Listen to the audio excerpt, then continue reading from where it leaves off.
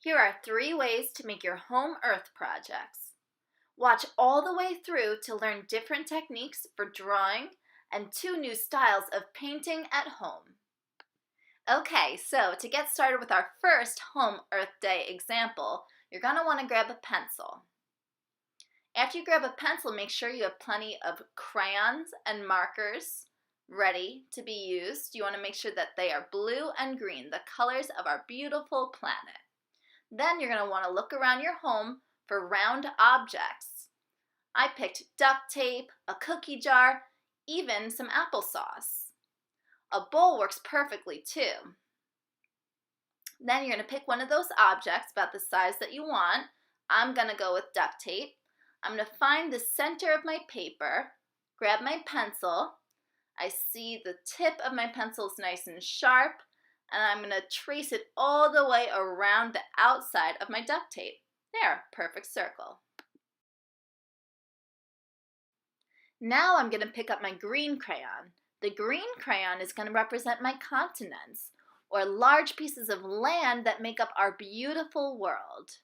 We've got North America, South America, Africa, Asia, Europe, Australia, and Antarctica. 7 continents. Now when you're drawing your continents, I want you to just try your best. We're going to be using organic shapes, meaning shapes that happen in nature. Only seems fitting since we're drawing our natural earth. Now you're going to want to take your time to color inside all of the continents. Make sure each shape is covered with a beautiful green, grassy color. Once you're happy with your continents, you're going to pick up the blue crayon. Now the blue crayon is going to represent your water. 71% of the earth is made up of water, so this step is really important. Once again, take your time. You want to make sure that it looks like you care about your artwork. So take your time to color in the remaining white space of your earth with the blue water. Now I'm going to show you a little trick to help you smooth out any of the bumpy parts on your artwork. You're going to take your crayon, I'm going to still use the blue one, and you're going to move your crayon around in little circles. This is called the Band-Aid effect because it helps heal or fix any parts of our artwork that may look a little bit bumpy. Then you're going to go up to the edges of your earth and you're going to start to darken your blue so it looks like it's got a shadow. This is our shading to create a 3D effect. I'm going to do the same with my green, going up to the edges with my green crayon and pressing just a little bit harder to create that 3D darkened effect. This shading technique helps to make my earth look realistic and round, meaning this is close to what my earth might look like in real life. Now our last step is to use the earth that we just created to spell out the word home. This is a really special message because our earth is home to everyone, and it's up to us to keep our planet clean, healthy, and safe. Hold on, we're not done yet. We still have 2 ways we can paint our home earth projects.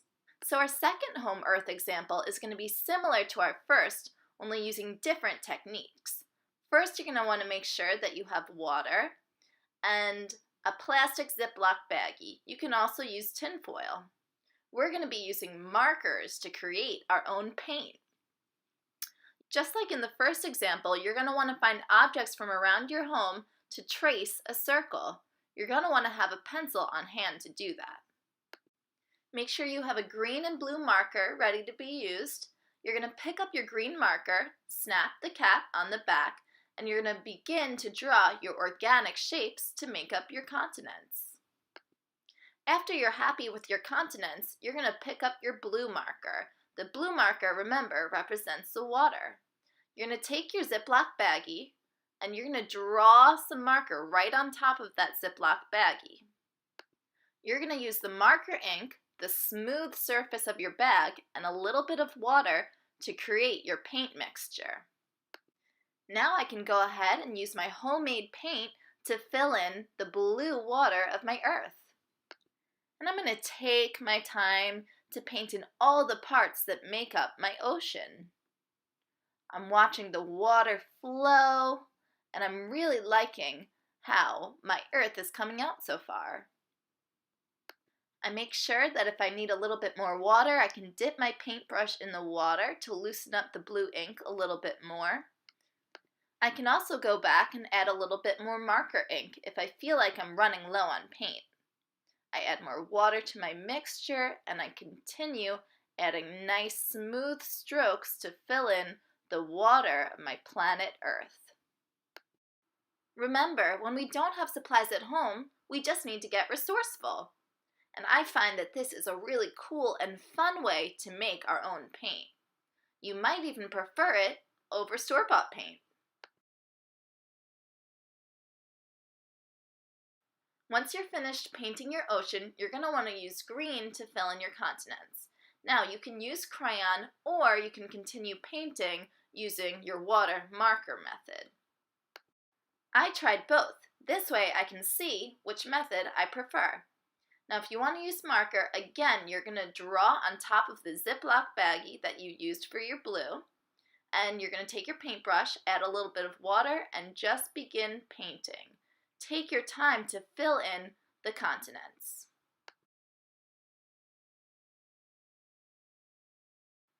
Notice how I'm painting all the way up to the edges, making sure I'm not missing any spots.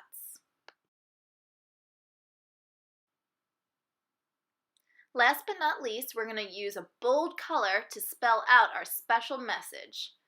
First, you're going to write the letter H. Your Earth is going to be the letter O. Then you're going to write an M. And lastly, an E to spell out home. Our last home Earth example also involves painting, but this project requires a coffee filter. When you're using marker on a coffee filter, you want to be sure to put something underneath your filter. You could use a plate, newspaper, paper towel, anything you have to make sure that the color doesn't bleed through. Once you're ready, you're going to use a green marker to draw out your continents, just like we did in our previous two examples. Take your time to draw out those organic shapes. In this step, the most important thing is that you're trying your best. Now in this next step, you're going to use a blue marker to roughly start filling in your ocean. Now you don't need to go all the way up to the edges with your blue ink because we're going to be using water to spread out the color. Notice how I'm leaving some streaks of white in between the blue to make sure I have space for the ink to go when I add my water. Once I feel like I have enough blue marker on my coffee filter, I'm going to snap the cap back on my marker, and I'm going to use a paintbrush to spread water all over my ocean. This is going to create a paint effect. Notice how the streaks or marks I made with my marker start to blend together. If you don't have a paintbrush at home, you can also use a spray bottle. Spray water onto your coffee filter and watch as the colors start to blend and blur into a beautiful watery effect.